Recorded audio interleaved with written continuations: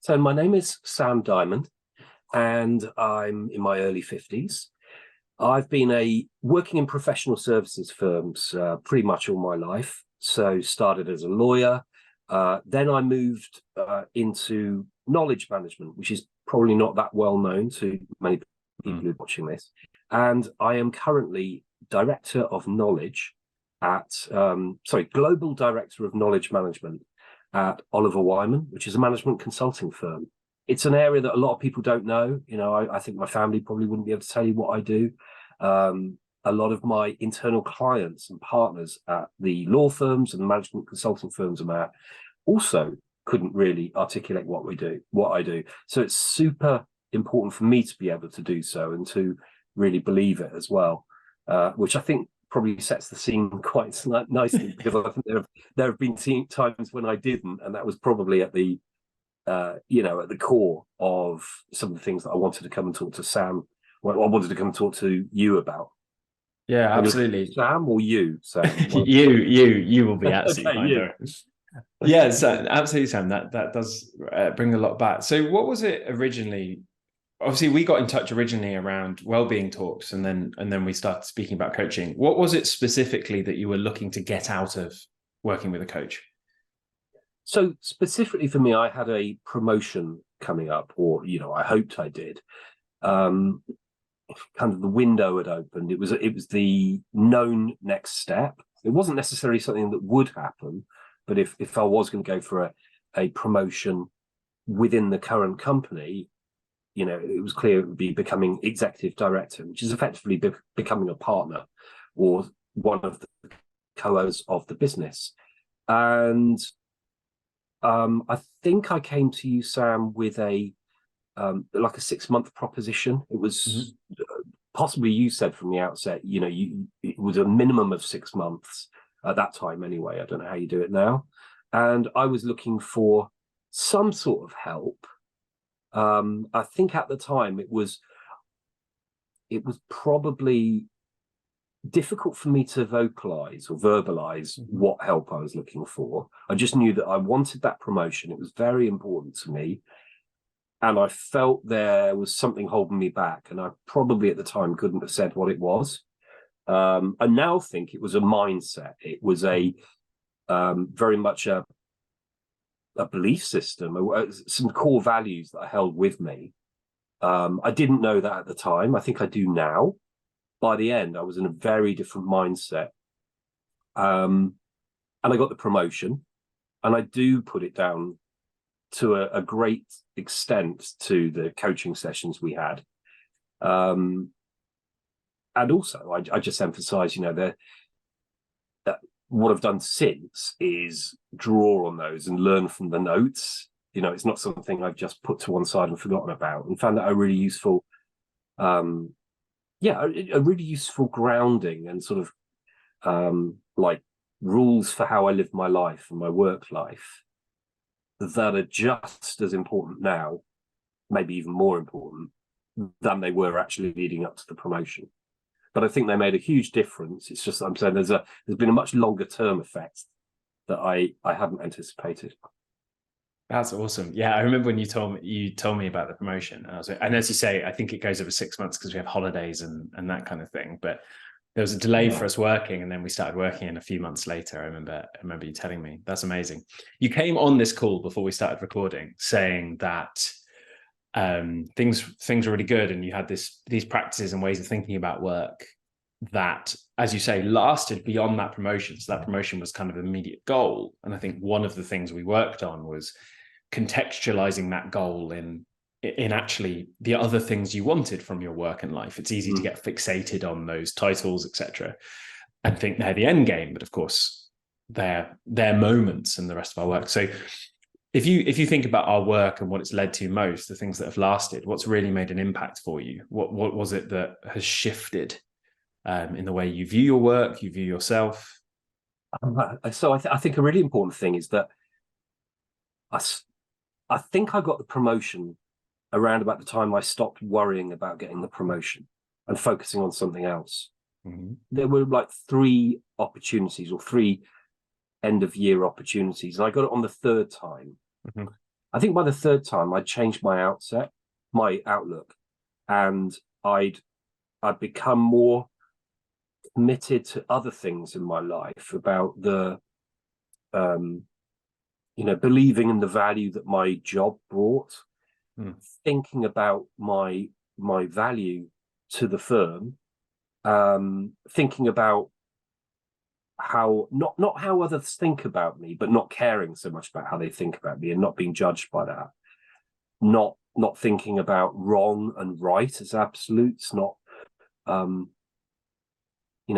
for example, there's probably a time when I'd think of how I was being valued or perceived by other people, especially quite senior authority figures, as something that was almost holding me back. Whereas probably what was holding me back was the thought that I would think of them that way. As opposed to making it kind of irrelevant, and focusing much more on my inner motivations and what I wanted to be true to. And I think that's quite a difficult journey to go on. I think the first few times you're hearing it, but don't really know what to do with it. I think that when I started getting closer to actually believing that, some pressure came off. And I think I started behaving in a different way, and I started feeling in a different way. And that I came across as more confident, probably, in work. And therefore people saw me differently, and I was achieving results in a different way that probably meant I was far more, I was in a much stronger position to then get the promotion. And those things, that's why I wanted to say they're not just relevant to getting that promotion, the thing that it was tied to.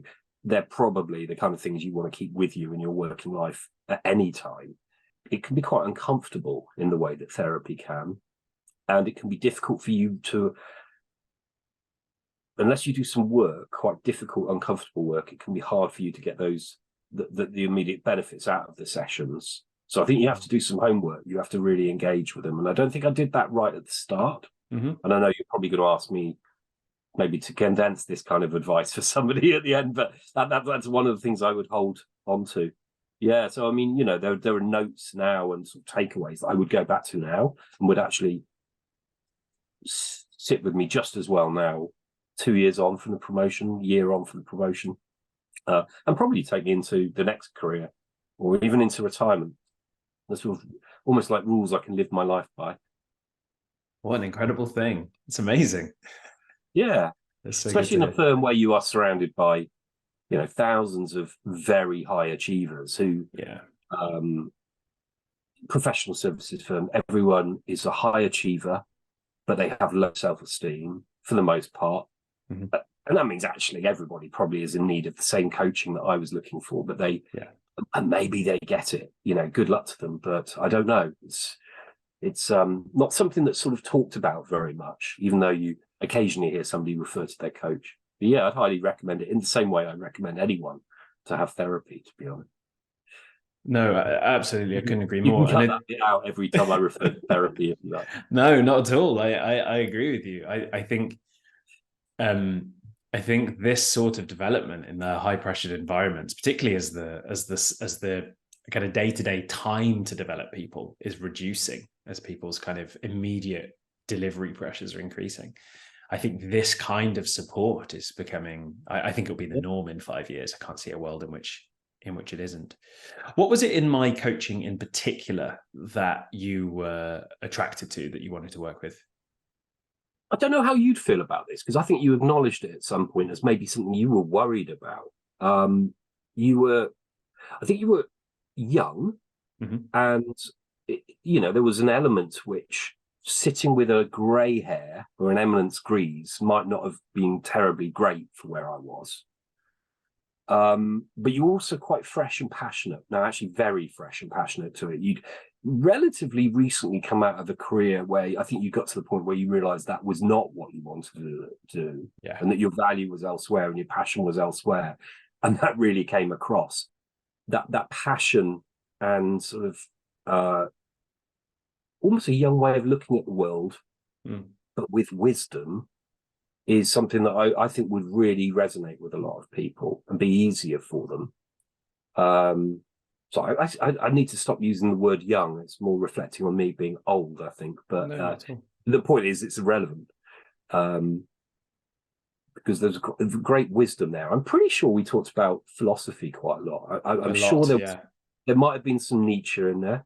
Yeah, definitely was. Archimedes in there, possibly, though that could be because I just saw the Indiana Jones film. There is an enormous amount of philosophy in the way I coach. No, I really appreciate that. The my age, and to add on to my age, the age I look, which I think sometimes can be there are people my age who certainly look a little older than I do. But as you say, they can be really off-putting to people who want someone who looks like they have experiences that, but contrary, it can be attractive, as you say, a kind of physical manifestation of something, an energy in particular that you were looking for. But yes, I remember I was intimidated by your age and position when we first started. I remember telling you that there was senior, you did. all that, and it had never occurred to me. So I now wonder whether you shouldn't have told me that, but because it had never occurred to me. I'm probably in a situation where someone who I just automatically going to be thinking of as knowing more about this than I do is wiser and probably older in some ways. So if you hadn't said anything about it, I probably wouldn't have brought it up. But I think it is relevant because I think you did bring a real enthusiasm to it. You probably don't get with everybody, I don't think. The bit that really enriches my heart is hearing all the other stuff, the stuff that's lasted, the stuff that shifted. You came onto this call and said things are good. You were like, things are great. Like I'm focusing on the right things. I'm not so amazing to hear that side of it, because I think that is what life is. Those bits and pieces. What would you say to someone? And I think this testimonial in particular is particularly well suited to people who are senior in the more corporate world. I work with a whole spectrum of people, but what would you say to someone thinking about engaging in this kind of coaching, and specifically engaging in this kind of coaching with me, if they were sat on the fence going, do I do it or not? Firstly, I think you should be prepared for it to be like therapy and therefore difficult at times. It's also important to find the right person and try it out, persevere. But then maybe if it's not working, do feel you can move on. But I think that the key thing is you've got to engage with it. So I found that it was very useful for me to take notes, and I took extensive notes. But you were really good at very quickly after the meeting had finished, you'd send me, by the end of the day, a short, quite snappy summary, not verbatim, but like some of the key points that, I could file away and I may or may not look at. I think what I wish I'd done differently is really engage with those points, think about them, then look at the notes I'd taken, really condense it all and just keep coming back to it. Like homework. Think about, okay, well, what am I learning from this before the next session? Like I say, I can come back to it now and I've got loads of notes and a long version and a short version where it's almost like my 10 rules of life. And it's the kind of thing I could usefully come back to every day and read at the start of the day to make the day a better one or easier for me.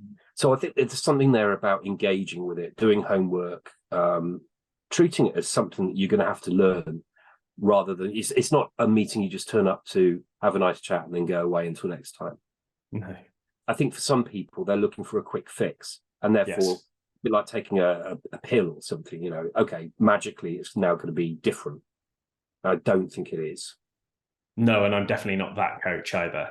We're going to the hard bit, that's for certain. Yeah. What would you say? I wonder if that's different though from some coaches, or whether, I think so. I think as the coach, I think there's the choice of how deep you want to go. And the deeper you go, the harder, the bigger the change, but the harder the process. That's my theory on it. So I think there's a gradient there, I think. What would you say to someone you would love to encourage into doing coaching with me? What would, if there was something you thought Sam is absolutely right for you, what would you say to them? Yeah. Well, look, for me, they were incredibly engaging meetings. I really enjoyed talking to you. I felt like I learned a lot from you.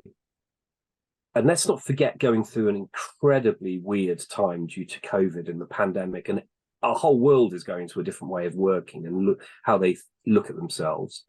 But you just were really well switched on to people's inner motivation at a time when that everybody was sitting back and thinking about that. But you really, because you've made some of your own life choices, you really cut through that and put me in a great place to get what I wanted then in the short term, but also to come back to it in the longer term and be in a much better, stronger place.